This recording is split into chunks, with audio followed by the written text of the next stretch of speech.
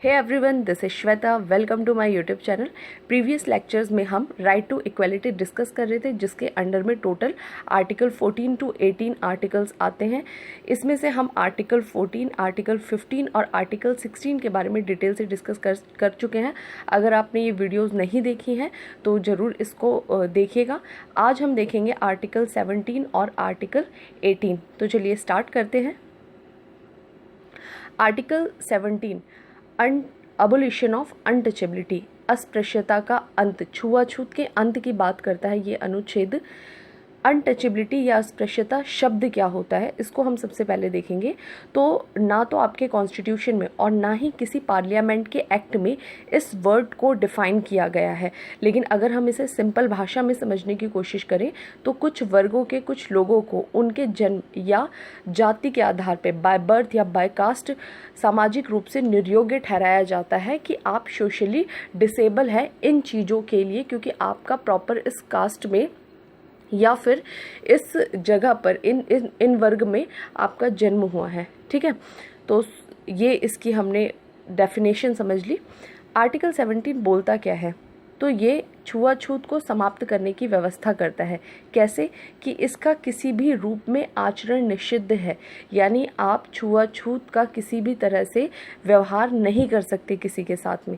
ठीक है, और इस आधार पे अगर आप किसी को अयोग्य ठहरा रहे हो किसी भी काम के लिए तो वो कानून के अनुसार दंडनीय होगा, यानी ये पनिशेबल ऑफेंस है, यहाँ पर आपको दंड दिया जाएगा।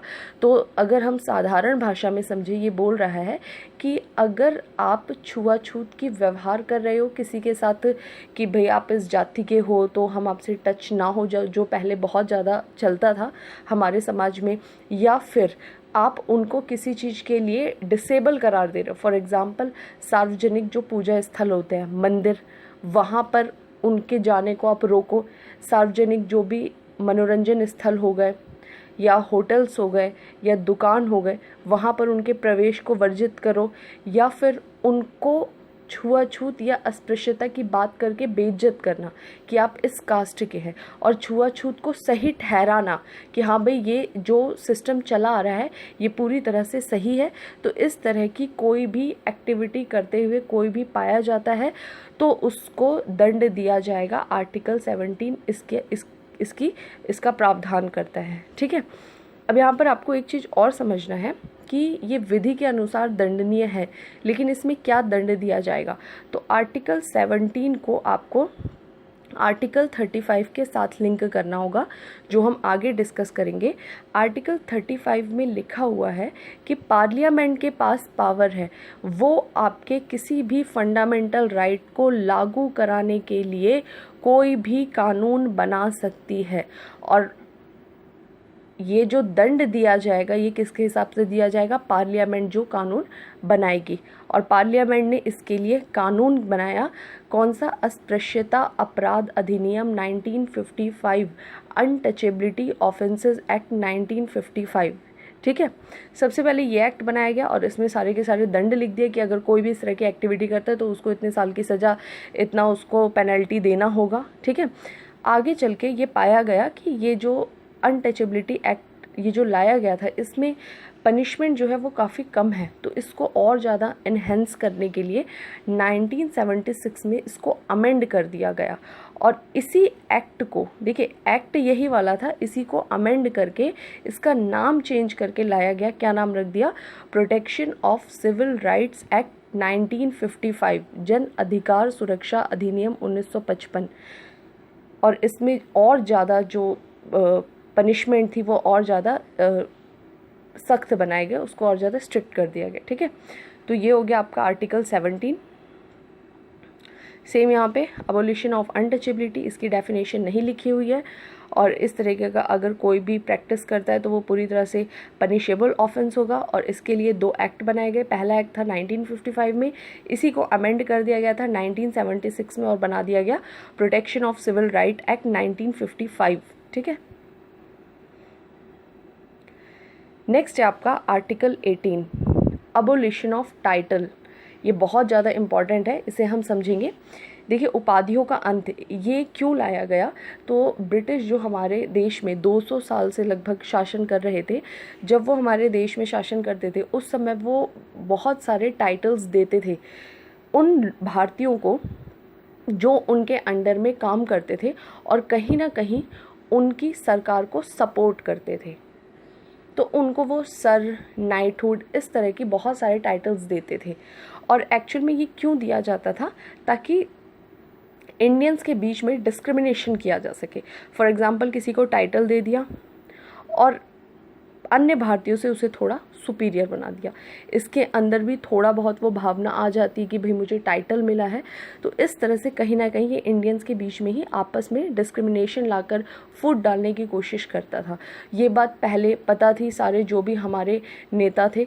तो जब कॉन्स्टिट्यूएंट असेंबली कॉन्स्टिट्यूशन बना रही थी तो इस बात पर डिस्कशन हुआ कि ये जो टाइटल्स है इसका कोई यूज़ है नहीं, तो इसलिए हमें इसे पूरी तरह से ख़त्म कर देना चाहिए। और इसके लिए आर्टिकल 18 में प्रोविज़न बनाया गया, अबोलिशन ऑफ टाइटल्स। इसके बारे में टोटल यहाँ पर 4 क्लॉज जो है वो दिए गए हैं, वो हम डिटेल से डिस्कस करेंगे। आर्टिकल 18 1 2 3 4। आर्टिकल 18 1 क्या कहता है, राज्य सेना या विद्या संबंधी सम्मान के सिवाय और कोई उपाधि नहीं प्रदान करेगा। यानी जो हमारा स्टेट है, जो हमारा देश है, वो किसी भी तरीके के टाइटल्स देश के लोगों को नहीं देगा। ये बात यहाँ बोल दी। लेकिन यहाँ पर जो ध्यान देने वाली बात क्या है वो ये है कि मिलिट्री और एकेडमिक रूप से कोई टाइटल हमारी स्टेट दे सकती है।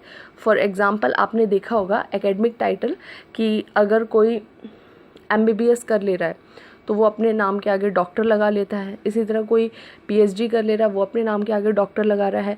आपने इंजीनियरिंग कर ली, आपने इंजीनियर लगा लिया नाम के आगे। तो ये एक तरह से टाइटल्स ही हैं और ये एकेडमिक टाइटल है, तो इसको ये अबोलिश नहीं करता है। आर्टिकल 18(1) बोलता है कि आप एकेडमिक टाइटल्स दे सकते हैं और मिलिट्री टाइटल्स भी। मिलिट्री टाइटल्स फॉर एग्ज़ाम्पल आपने देखा होगा मिलिट्री में मेजर, ब्रिगेडियर, इस तरह के टाइटल्स दिए जाते हैं, तो वो भी यहाँ पर दे सकते हैं। लेकिन इनके अलावा कोई भी टाइटल हमारा देश जो है किसी भी नागरिक को या गैर नागरिक लोगों को नहीं देगा। उम्मीद करती हूँ आपको समझ में आ गया होगा।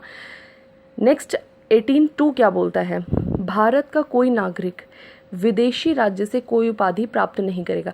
यानी आप इंडियन सिटीजन है तो आपको इंडिया में तो कोई टाइटल देंगे ही नहीं, पहले ही इन्होंने मना कर दिया है, केवल इन 2 के अलावा।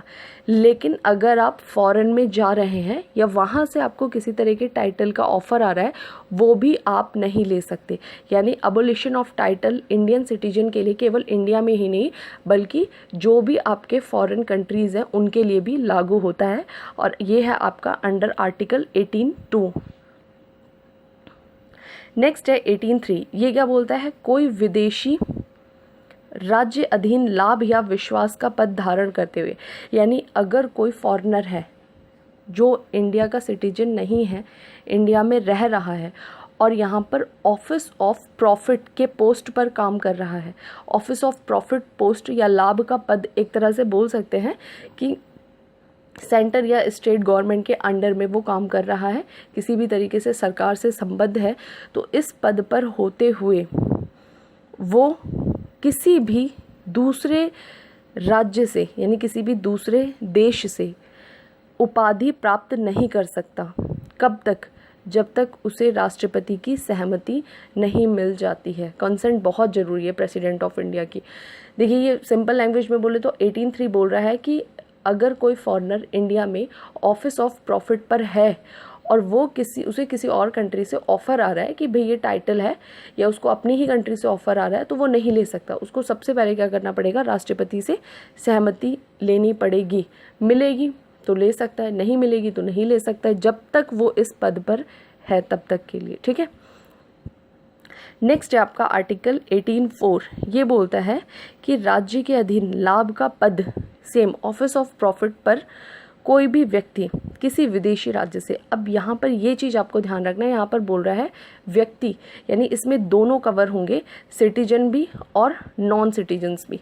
यानी चाहे आप नागरिक हैं चाहे आप गैर नागरिक या विदेशी हैं, लेकिन अगर आप भारत में ऑफिस ऑफ प्रॉफिट के पोस्ट पर है, सरकार के अधीन किसी भी पद पर काम कर रहे हैं और उसका लाभ प्राप्त कर रहे हैं, तो आप किसी भी फॉरेन कंट्री से या उसके अधीन किसी भी ऑर्गेनाइजेशन से कोई भेंट, कोई उपलब्धि राष्ट्रपति की सहमति के बिना स्वीकार नहीं कर सकते।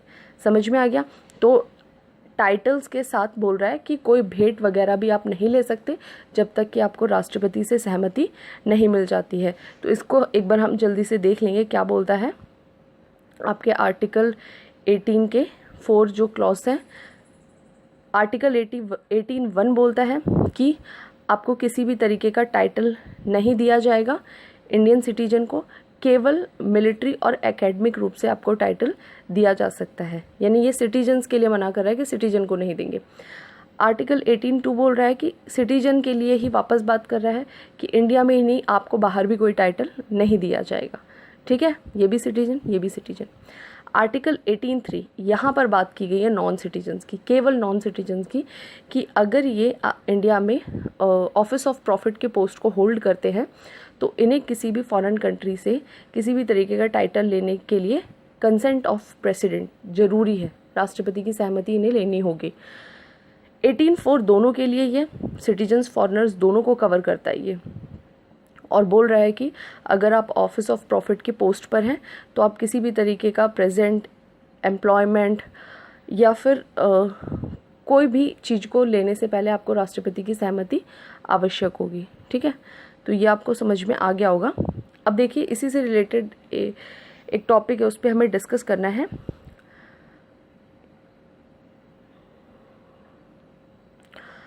आपने सुना होगा कि हमारे देश में कुछ अवार्ड्स दिए जाते हैं, नेशनल अवार्ड, जैसे कि भारत रत्न हो गया, पद्म श्री हो गया, पद्म भूषण हो गया, पद्म विभूषण हो गया। तो इनके बारे में थोड़ा सा हम यहाँ पर देख लेंगे। इनकी स्थापना कब से की गई थी? 1954 में। तो जो हमारी गवर्नमेंट ऑफ इंडिया है, इसने इन चारों अवार्ड्स को कब इंट्रोड्यूस किया था हमारे देश में? 1954 में। और 1954 से ये अवार्ड्स दिए जा रहे थे कब तक? 1977 तक। लेकिन 1977 में पहली बार हमारे देश में कांग्रेस से अलग कोई और गवर्नमेंट बनी, और वो कौन सी थी? मोरारजी देसाई की जनता पार्टी की सरकार। और उन्होंने आते ही सरकार में इस अवार्ड्स, जो नेशनल अवार्ड्स थे, ये चारों के चारों इन्हें समाप्त कर दिया, बोल दिया कि अब से ये किसी को भी नहीं दिया जाएगा। उनका कहना था कि ये कहीं ना कहीं आर्टिकल 18 का उल्लंघन करते हैं, यानी ये एक तरह की उपाधि ही है।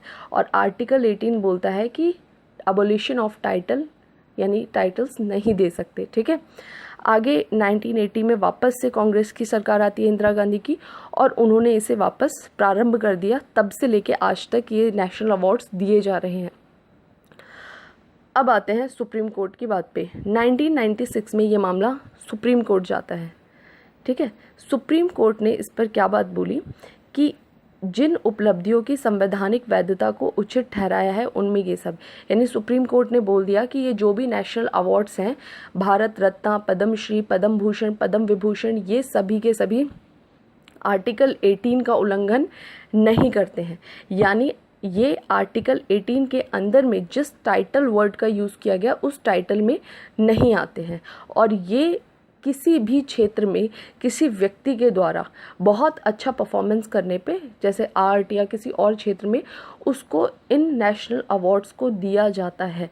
तो इन्होंने साफ साफ बोल दिया कि ये आर्टिकल 18 के जो टाइटल वर्ड है उसमें नहीं आता है, इसलिए इसको आप कंटिन्यू रखिए। ठीक है, लेकिन इसके साथ एक बात बोली गई कि ये जो अवार्ड्स है, इनको प्राप्त करने वाले इन प्रयोग अपने नाम के प्रीफिक्स या सफिक्स के रूप में नहीं कर सकते, उपसर्ग या प्रत्यय, यानी इनको अपने नाम के आगे या नाम के पीछे लगाकर अगर यूज़ कर रहे हैं, जिनको भी ये दिया जा रहा है अवार्ड, तो उनसे ये अवार्ड वापस ले लिया जाएगा। यानी अगर आपने नाम के साथ लगा लिया फिर तो वो टाइटल ही बन गया ना, आर्टिकल 18 की कैटेगरी में आ गया। तो इसी वजह से यहाँ पर ये बात इन्होंने क्लियर कर दिया। तो आपको ये बात भी समझ में आ गया होगा कि ये जो भी हमारे नेशनल अवार्ड्स हैं 1954 में स्टार्ट किए गए थे, ये 1977 तक कंटिन्यू चले थे। 1977 में इसको ब्रेक हुआ था, रोका गया था। 1980 में वापस से स्टार्ट कर दिया और तब से लेके आज तक ये कंटिन्यू चल रहा है। बीच में 1996 में सुप्रीम कोर्ट ने भी इस पर अपना निर्णय दे दिया कि ये आपका आर्टिकल 18 में नहीं आते हैं और ये टाइटल नहीं है, इसलिए इसको आप कंटिन्यू कर सकते हैं। यही सेम इंग्लिश में लिखा है, यहाँ से इसे आप देख लेंगे। देखिए, हमने प्रीवियस लेक्चर में देखा था कि फंडामेंटल राइट जो है अभी प्रेजेंट में आपके टोटल 6 टाइप के हैं, जिसमें से आपका फर्स्ट टाइप था राइट टू इक्वलिटी, जो हम 14 to 18 डिटेल में डिस्कस कर चुके हैं। उतना आपके लिए इनफ है, ठीक है, आप वहाँ से उसे पढ़ लेंगे, मोर देन इनफ है, आप इजीली सारे क्वेश्चंस उसे अटैम्प्ट कर सकते हैं। नेक्स्ट जो आपका सेकेंड टाइप का फंडामेंटल राइट था वो था आपका राइट टू फ्रीडम। और राइट टू फ्रीडम में कितने आर्टिकल्स आते हैं? 4 article, article 19, article 20, article 21 and article 22। तो अब हमें राइट टू फ्रीडम, स्वतंत्रता के अधिकार में टोटल इन 4 आर्टिकल्स को डिटेल में डिस्कस करना होगा। तो आज हम इसका फर्स्ट आर्टिकल स्टार्ट करते हैं। राइट टू फ्रीडम का पहला अनुच्छेद कौन सा है? अनुच्छेद 19, आर्टिकल 19 बहुत ही इम्पॉर्टेंट है। देखिए, आर्टिकल 19 जो है ये नागरिकों को कुछ मौलिक अधिकार देते हैं उनके डेवलपमेंट, बेसिक डेवलपमेंट के लिए। यहाँ पर ये कुछ राइट्स दिए गए हैं, ठीक है। तो ये जो आर्टिकल 19 है इसमें टोटल 6 अधिकारों की बात की गई है। अगर आप सिंपल भाषा में इसको समझें तो आप इसको 2 कैटेगरी में तोड़ सकते हैं। एक है आपका आर्टिकल 19(1), दूसरा है आपका आर्टिकल 19(2) से आर्टिकल 19(6) तक। आर्टिकल 19(1) के अंदर में हम ये टोटल 6 राइट्स पढ़ेंगे, यानी आर्टिकल अनुच्छेद 19(1) आपको इन 6 तरह की स्वतंत्रताओं को देता है। लेकिन आर्टिकल 19 से आर्टिकल 19(6) तक, जो हम नेक्स्ट लेक्चर में कवर करेंगे, आपको ये राइट नहीं दिया जाएगा, बल्कि ये जो पहले राइट दे चुके हैं 6, इन पे किस तरह के रेस्ट्रिक्शंस लगाए जाएंगे उनके बारे में हम 19(2) से 19(6) तक डिस्कस करेंगे। और वो रेस्ट्रिक्शंस जो होंगे वो रीज़नेबल होंगे, और रीज़नेबल है या नहीं है उसका निर्धारण करेगी सुप्रीम कोर्ट, ठीक है। तो आर्टिकल 19(1) जो है हम आज देखेंगे, थोड़ा सा ही आज के लेक्चर में देखेंगे, और फिर 19(2) से 6 तक सारे के सारे इन पर क्या क्या सीमाएं हैं उनको हम डिस्कस करेंगे। तो आर्टिकल 19(1) है ये आपको टोटल 6 राइट देता है। पहला जो आपका राइट है ये बोल रहा है right to freedom of speech and expression. 19(1) बोल रहा है कि आपको अभिव्यक्ति और विचार की स्वतंत्रता का अधिकार है, यानी जो भी आपके थॉट्स हैं आप उसको एक्सप्रेस कर सकते हैं, किसी भी तरीके से आप अपनी बातों को एक्सप्रेस कर सकते हैं, बोलकर, लिखकर, इशारों में, इनफैक्ट चुप रहकर भी, यानी कि अगर आप चुप है तब भी आप अपने आप को एक्सप्रेस कर रहे हैं। और आर्टिकल 19 चुप्पी को भी एक एक्सप्रेशन का मीडियम मानता है, जो हम नेक्स्ट लेक्चर में कवर करेंगे, ठीक है। नेक्स्ट इसमें राइट दे रहा है right to assemble without arms, यानी आपके पास राइट है कि आप शांतिपूर्ण तरीके से सम्मेलन कर सकते हो, ठीक है। आप इकट्ठा हो सकते हैं, आप बैठक करिए, सम्मेलन करिए, लेकिन विदाउट आर्म्स होना चाहिए, आपके पास किसी भी तरीके के हथियार नहीं होने चाहिए, ठीक है। नेक्स्ट बोल रहा है कि आपके पास अधिकार है कि आप कोऑपरेटिव सोसाइटी बना सकते हैं, यानी आप किसी भी तरीके का संगठन बना सकते हैं, संघ बना सकते हैं। बहुत सारे आपने ग्रुप्स देखे होंगे, यूनियंस वगैरह देखे होंगे। तो ये आपका आर्टिकल 19 जो है इस फ्रीडम को कवर करता है कि आप इस तरीके की ग्रुपिंग कर सकते हैं और संघ वगैरह, यूनियन वगैरह बना सकते हैं, ठीक है। नेक्स्ट है आपका right to move freely throughout the territory of India, यानी ये बोल रहा है कि आप भारत के राज्य क्षेत्र में, टेरिटरी ऑफ इंडिया, कहीं भी फ्रीली मूव कर सकते हैं। जैसे हम एक स्टेट से दूसरे स्टेट जा रहे हैं, कहीं भी जा सकते हैं आप, ये आपका राइट है। नेक्स्ट बोल रहा है reside and settle in any part of territory of India, आप देश के किसी भी क्षेत्र में जाकर निवास कर सकते हैं, बस सकते हैं वहाँ पर, ठीक है, परमानेंट आप सेटल हो सकते हैं। और लास्ट बोल रहा है इसमें right to practise any profession, ठीक है, ऑक्यूपेशन, ट्रेड और बिजनेस, यानी आप किसी भी तरीके का व्यापार कर सकते हैं, रोजगार कर सकते हैं, वृत्ति कर सकते हैं, यहाँ पर ये आपको राइट जो है दे रहा है। ठीक है, तो आर्टिकल 19(1) के अंडर में हमने टोटल आपके 6 राइट्स पढ़े। 6 राइट कौन कौन से? पहला, वाक और अभिव्यक्ति की स्वतंत्रता, शांतिपूर्ण आप सम्मेलन कर सकते हैं, शांतिपूर्ण आप संघ बना सकते हैं, भारत के राज्य क्षेत्र में कहीं भी घूम सकते हैं, और भारत के राज्य क्षेत्र में घूमने के साथ आप निवास भी कर सकते हैं, और साथ में किसी भी तरीके का ट्रेड कर सकते हैं। लेकिन ये तो बहुत सिंपल भाषा में समझा दी, इतना इजी नहीं है भाई, इन एक एक आर्टिकल्स को हमें डिटेल में डिस्कस करना पड़ेगा, और इसके साथ साथ इन पर क्या क्या रिस्ट्रिक्शंस है उन्हें भी डिस्कस करना पड़ेगा, जो हम नेक्स्ट लेक्चर में कवर करेंगे। देखिए, और एक इम्पॉर्टेंट पॉइंट मैं आपको बता दूं कि जो ओरिजिनल कॉन्स्टिट्यूशन था 26 जनवरी 1950 का, उसमें आर्टिकल 19 कंटेन करता था टोटल आपके 7 राइट्स, या बोल सकते हैं 19(1) जो है उसमें अभी 6 हैं, लेकिन जो ओरिजिनल कॉन्स्टिट्यूशन था वहाँ पर टोटल 7 राइट्स थे। तो एक कहाँ गया और वो कौन सा राइट था? तो मैं प्रीवियस लेक्चर में भी आपको बता चुकी हूँ कि आपका एक राइट था, राइट टू प्रॉपर्टी, तो वो केवल आर्टिकल 31 में ही नहीं था, उसका कुछ पार्ट जो है आपका आर्टिकल 19 में भी दिया गया था। ठीक है, जब आपका right to property 44th amendment act 1978 से फंडामेंटल राइट से हटाया गया, तो केवल 31 वाला नहीं हटा, बल्कि आर्टिकल 19 में जहाँ दिया गया था राइट टू प्रॉपर्टी, वो भी यहाँ से हट गया और कहाँ चला गया? पार्ट 12 के आर्टिकल 300A में। ठीक है, तो यहाँ पर आपको ये चीज़ ध्यान रखना है कि जो ओरिजिनल कॉन्स्टिट्यूशन था उसमें आर्टिकल 19 में भी टोटल 7 राइट्स की बात की गई थी, लेकिन अभी यहाँ पर टोटल कितने? 6 राइट हैं। ठीक है, तो ये हमने देख लिया। अब देखिए नेक्स्ट लेक्चर में मैं आपको डिटेल से बताऊंगी आर्टिकल 19 के बारे में, वहाँ पे हम कुछ केसेस के बारे में भी डिस्कस करेंगे, इसके रीजनेबल रेस्ट्रिक्शंस भी देखेंगे। और अगर आपको मेरी वीडियोस पसंद आ रही है तो भाई शेयर ज़रूर किया करिए, ज़्यादा से ज़्यादा बच्चों तक पहुँचाइए, सब्सक्राइब करना बिल्कुल मत भूलिए, लाइक भी करें, कमेंट भी करें, जो भी आपको लग रहा है पॉजिटिव नेगेटिव कमेंट सेक्शन में जाकर प्लीज़ बताइए मुझे। Thank you.